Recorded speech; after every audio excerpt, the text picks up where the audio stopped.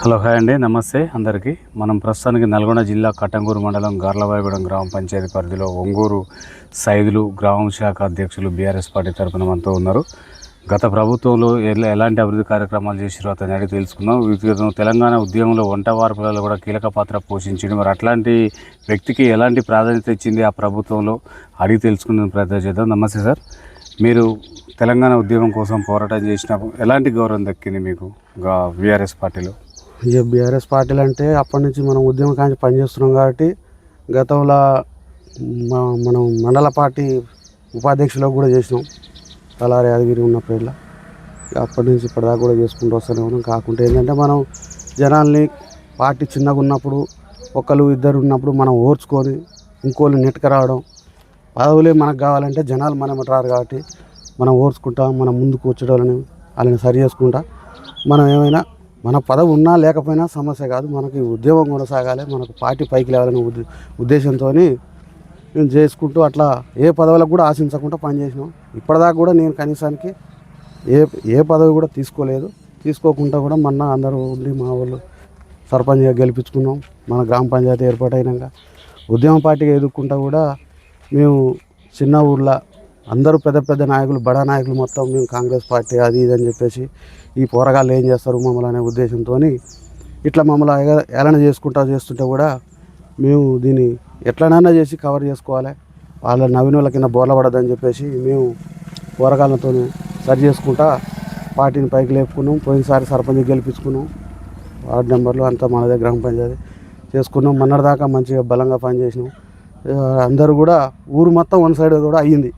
మొన్నటి వరకు ఈ 2023 ఎలక్షన్ దాకా గ్రామ పంచాయతీ మొత్తం ఒక తిరిగి అయిపోయారు. ఇక ఒకసారి ఏదో చెడుగాలి ప్రభావం వల్ల జనాలు కొంతవరకు తగ్గింది మనది.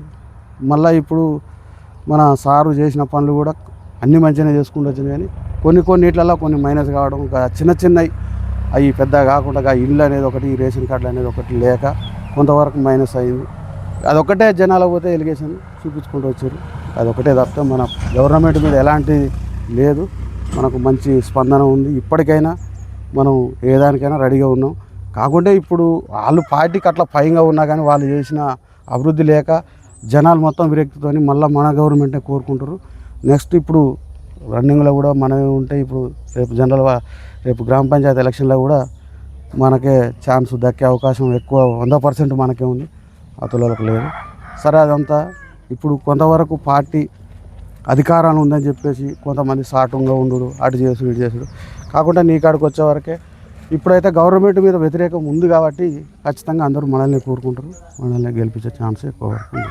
సార్, ఇక్కడ 6 గ్యారంటీలు ఏ విధంగా ఉన్నాయి? కాంగ్రెస్ ప్రభుత్వం ప్రవేశపెట్టిన 6 గ్యారంటీలు 6 గ్యారంటీలలో ఏం లేదు. ఒకటి ఏమంటారు గృహలక్ష్మి, అదొకటి కొంతవరకు.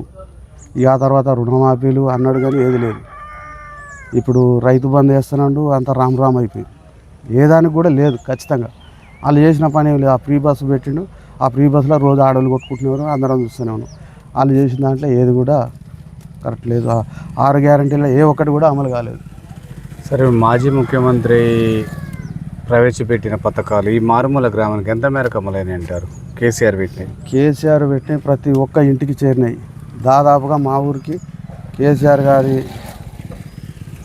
పరిపాలనలో మినిమం 1.5 కోటి 2 కోట్ల దాకా మా గ్రామ పంచాయతీ, చిన్న గ్రామ పంచాయతీకి 2 కోట్ల దాకా అభివృద్ధి చేయగలిగినాం. సీసీ రోడ్లు కానీ ప్రతి ఒక్కటి, డ్రైనేజీలు కొన్ని ఉండే, నెక్స్ట్ మన గవర్నమెంట్ వస్తే చేసేది ఉండే. ఈ ఊర్లో ఏ ఒక్క చిన్న బజార్ కూడా లేకుండా సీసీ రోడ్లు మొత్తం వేసినాం.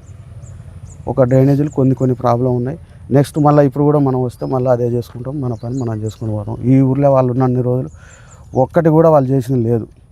వాళ్ళు మొన్న గెలిచిన కాంచెల్లి ఇప్పుడు ఈ 2 సంవత్సరాలు దాటిన కాలంలో కూడా మా ఊరికి వాళ్ళు వేసింది ఒక సీసీ రోడ్, కాంగ్రెస్ గవర్నమెంట్ వేసింది ఒక సీసీ రోడ్ తప్ప వాళ్ళు మా ఊరికి ఏం పని చేసిన దాకా లేవు. సార్, మీరు ఉద్యమకారులు, ఉద్యమం సమయంలో మీకు ఎలాంటి సమస్యలు ఎదుర్కొన్నారు? ఇప్పుడు ఆ గౌరవం ఎట్లా దక్కింది సార్ మీకు? ఉద్యమం సమయంలో మమ్మల్ని కానివాడు లేడు, యాడికి పోయినా దొంగలు చూసినట్టే చూసేది.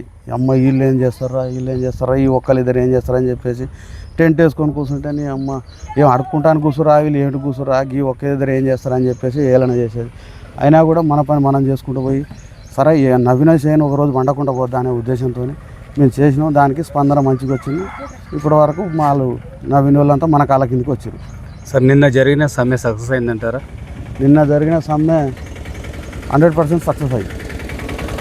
ఎందుకంటే ఇప్పుడు దొంగ అంటే ఎవడు అన్నట్టు ఇప్పుడు వాళ్ళు చేయవలసిన పనులు వదిలిపెట్టేసి ఏదో ఇప్పుడు మనకు బీసీ సంఘం తరఫున మన కేటీఆర్ గారు గౌరవంగా మనం చేయాలనే ఉద్దేశంతో బంధుకు పిలుపునిస్తే మీకు మేము సహకరిస్తామని చెప్పేసి మనం చేసినామంటే దానికి ఒక అర్థం ఉంది. వాళ్ళు చేయవలసిన వాళ్ళు ఇచ్చిపెట్టేసి వాళ్ళ కాంగ్రెస్ వాళ్ళు దొంగ ముచ్చట్లు చెప్పి మేము 42% రిజర్వేషన్ ఇస్తున్నామని చెప్పేసి అది లేకముందుకు కాంగ్రెస్ వాళ్ళు అది చెప్పడం, బీజేపీ వాళ్ళు దాన్ని అమలు చేయకుండా పోవడం, ఇవన్నీ అరాకొర పనులు చేసుకుంటూ అందరినీ జనాలు బాణం చేసేది తప్పితే ఏం లేదు. ప్రజలకు వచ్చి మభ్యపెట్టి ఎలక్షన్ పెడతానికి గవర్నమెంట్కి చేతగాక ఈ మంది మీద అలాంటివి పెట్టుకుంటా మేము 42% రిజర్వేషన్ ఇప్పిస్తున్నాం, ఆడవాడు పోయి కోర్టు కేసులు మేమేం చేయాలి, వాళ్ళు పెట్టడానికి చేతగాక ఇవన్నీ పబ్బం కట్టుకుంటాను తప్పితే వాళ్ళు చేసిన పనులు ఇంకోటి ఏం లేదు సార్. సార్ ఇక్కడ యూరియా రావట్లేదని చెప్పేసి కొంతమంది రైతులు ఆవేదన యూరియా 100% మీరు ఏం చెప్తారు? యూరియా 100% రాలేదు సార్. రాకుంటే ఒక రోజుకు పోయి లైన్లో నిలబడితే కొస్తోనికి వస్తే వచ్చేది, లేకపోతే రాకపోయింది. ఒక యూరియా కోసం 20 రోజులు ఖచ్చితంగా తిరిగినాం. 20 రోజులు తిరిగితే మాకు ఒక 10 బస్తాలు వచ్చిన పాపం కూడా లేదు. 20 రోజులు తిరిగితే 20 రోజులు పొద్దున లేస్తే సాయంత్రం దాకా వెనక టోకెన్ వస్తుందో ముందులో టోకెన్ వస్తుందో ఆ బస్తాల కాడ లైన్ కడితేనే వస్తుందో ఏడంగా వస్తుందనే ఉద్దేశంతో చేసినా కూడా 20 రోజులు పోతే ఒక 10 బస్తాలు కూడా వచ్చిన దాఖలు యూరియా మొత్తం. సార్ ఇప్పుడు కట్టంగూరు నుంచి గార్లబాయిగూడానికి రోడ్డు మార్గం సరిగా లేదంటున్నారు సార్. ప్రయాణికులు చాలా ఇబ్బంది పడుతున్నారు. ఈ విషయం పైన మీరు మాజీ ఎమ్మెల్యే గారు ఎలాంటి కృషి చేశారు? ఇప్పుడున్న ప్రభుత్వం దాన్ని సాల్వ్ చేస్తుందంటారా? ఇప్పుడున్న ప్రభుత్వం వాళ్ళకున్న ఆర్థిక పరిస్థితులలో ఏ ఒక్క పని కూడా చేసే ఆలోచన లేదు సార్. ఇంతకుముందు గత ప్రభుత్వంలో ఏం చేసినామంటే అది కట్టంగూరు టు ఆకారం దాకా దానికి ఒక ఎస్టిమేషన్ వేసి కొన్ని కోట్లతో పెట్టించినాం. ఇటు నుంచి అది కురుమంట రోడ్డు దగ్గర నుంచి ఐట్పాలెం వరకు ఎమ్మెల్యే గారు చాలా వరకు కృషి చేయాలని చూసినాం. కానీ అది మాకు దురదృష్టవస్తు గవర్నమెంట్ పోవడం వల్ల ఆ పనులు ఎక్కడెక్కడ ఆగిపోయినాయి. ఆ రోడ్డు కూడా చేసే దిక్కు లేదు సార్. సార్ గత ప్రభుత్వంలో ఈ ఊరికి బస్ సౌకర్యం ఉన్నది. ఈ ఉచిత బస్సు వచ్చిన అంతకు ముందు నుంచి బస్సు సౌకర్యం లేదు. ఆ పథకం నిరుపయోగంగా మారిపోతుంది అంటున్నారు సార్. మరి దీనిపైన మీరు ప్రతిపక్షంలో ఎలాంటి చర్యలు చేపట్టబోతున్నారు? మేము కోరుకుంటున్నాం సార్. ఇప్పుడు వాళ్ళు పెట్టిన పథకం అమలు కావాలంటే ఏం చేయాలి? బస్సు వేసి నిరూపించాలి. వాస్తవానికి పేదోళ్ళకి న్యాయం చేయాలంటే వాళ్ళు చేసిన దానికి అభివృద్ధి చేస్తున్నాం, మేము ప్రతి ఊరికి బస్సు ఇస్తున్నాం అనేది ఎట్లయితే చేస్తారో ఖచ్చితంగా మా ఊరికి బస్సు వేసి తీరితే మంచిగా ఉంటుందని మేము కోరుకుంటున్నాం సార్. విద్యా వైద్యం ఏ విధంగా ఉంది? గత ప్రభుత్వంలో ఎట్లా ఉంది? పల్లె దవాఖానాలు నిర్వహించారు. ఇప్పుడు ఇక్కడ ఎట్లా ఉంది ఈ గవర్నమెంట్ వచ్చిన తర్వాత? ఈ గవర్నమెంట్ వచ్చినాక సార్ అన్నీ బంద్ అయిపోతున్నాయి. హాస్పిటల్ లేవు, హాస్పిటల్లో మందులు లేవు. ఇంతకుముందుకు ఇటు మన కట్టంగూరు మండలం పోతే వెటనరీ హాస్పిటల్ పోయినా కానీ గొర్రెలకు బర్రెలకు ఇప్పుడు ఇట్లా కావాలంటే చెప్పేసి పోతే మందులు ఇచ్చేది. ఇప్పుడు అయ్యి లేవు అలా కడుగు అడిగితే మాకే జీతాలు చక్కగా ఇట్లేరు, మీ కాడ తెచ్చే మందులు అని చెప్పేసి వాళ్ళు ఎలాంటివి వచ్చినా కూడా మా దగ్గర ఏం దొరకట్లేవు సార్ అని చెప్పేసి సార్. మొత్తం కూడా గ్రామ స్థాయిలో చూసుకుంటే వీధి కుక్కలు చాలా ఇబ్బంది పెడుతున్నాయి సార్ ప్రజల్ని. వాటి తాకిడికి తట్టుకోలేక ప్రజలు కూడా భయోదరాలకు గురవుతున్నారు. వాటిపైన మీరు అంటే ప్రతిపక్షంలో ఉండి మీరు ప్రభుత్వానికి ఏం చెప్పదలుచుకున్నారు? ప్రతిపక్షం ఈ వీధి కుక్కలు కానీ గవర్నమెంట్కు ఉన్న జీవో ప్రకారం కోతులు కూడా తీస్తానంటారు కానీ కోతులతోనే ఎక్కువైపోయింది. ఈ కుక్కలేమో ఖర్చు చంపుతున్నాయి. ఈ కోతులేమో చిన్నపిల్లలు కూడా బజార్ల ఫండి పోనిస్తలేవు, ఊళ్ళలో తిరగనిస్తలేవు, బాయికాడికి పోనిస్తలేవు సార్. ఈ రెండింటికి కూడా చాలా గవర్నమెంట్ స్పందించి చేస్తే మంచిగా ఉంటుంది సార్. సార్ ఇక్కడ ఇందిరమ్మ ఇల్లు ఎంతమంది లబ్ధి చేకూరింది? మా ఊరికి వచ్చేసి ఇందిరమ్మ ఇల్లు ఒక 6-7, అది కాంగ్రెస్ పార్టీ వాళ్ళకి తప్పితే నిరుపేదలకు అనేది ఎక్కడ కూడా అది లబ్ధి పొందలేదు. వాళ్ళ పార్టీ నాయకులకు వాళ్ళకి వాళ్ళకు భూములు లేనోనికి, అచ్చం ఏది లేనోనికి, పూరి గుడిసె ఉన్నోనికి, గుంట జాగా లేనోనికి ఇస్తానన్న గవర్నమెంట్ ఇలా ఎన్ని ఎకరాల భూమిని అని చూస్తలేదు. వాడు ఖచ్చితంగా మా నాయకుడా మా కార్యకర్త కాదని చెప్పేసి వాళ్ళకే ఇస్తారు తప్పితే వాస్తవానికి నిరుపేదలకు ఎక్కడ కూడా లబ్ధి చేకూరట్లేదు సార్. ఇప్పుడు పంట చేలు చేతికి వచ్చినాయి సార్. ఇప్పుడు ఐకేపీ సెంటర్లు ఏర్పాటు చేశారు. వాళ్ళకి 500 బోనస్ లబ్ధిదారులకు చేకూరుతుందంటారా? మొన్న కూడా చేకూరిందా? ఎప్పుడు కూడా అది అనడు వరకు మాట పరిమితం తప్పితే ఎక్కడ కూడా బోనస్ జరిగిన జాగాలు లేవు సార్. మా దగ్గర జరగలే. సరే, ఇక్కడ స్థానికంగా ఉన్న ఎమ్మెల్యే గారు అందుబాటులో ఉంటున్నాడా? ఇక స్థానికంగా ఉన్న ఎమ్మెల్యే గారు ఇక మా ఊరు కంటేనే అంతంత మాత్రం. గతంలో మా ఊరికి ఆయన గెలిచిన కాంచి దేనికి వచ్చిండు, ఇదేదో మన ఐకేఎఫ్ సెంటర్ అని మొన్న ఒక రోజు వచ్చిపోయింది సార్.